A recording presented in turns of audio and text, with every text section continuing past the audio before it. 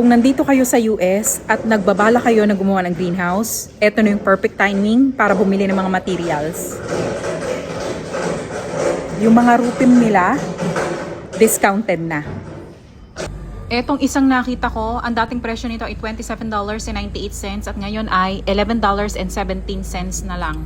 Eto naman na nakita ko, ito yung plat nila, polycarbonated sheets. Ang dating presyo nito ay nasa around 64 something dollars at ngayon ay $25.97 na lang. Ito pa yung isang ginamit ko para sa bubong. Ang dating presyo nito ay $6.98 at ngayon ay $1.72 na lang. Almost lahat ng nandito ay naka-sale na.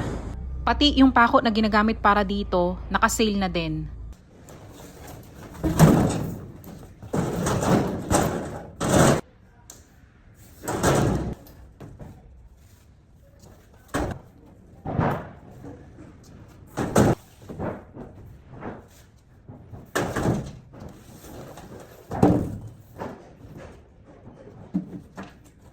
Para ma-connect natin yung dalawang polycarbonated sheets, ito yung ginagamit.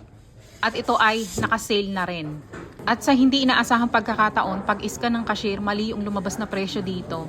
Pero dahil may sign sila na yun ay $25.97 lang, binago niya yung presyo. Yung polycarbonated sheets lang ang hindi tama yung presyo, pero yung iba tama naman. At kahit maliit ang sasakyan natin, nagkasya pa rin yung mga materials na binili ko. At kapag nakaka-discount, happy yarn!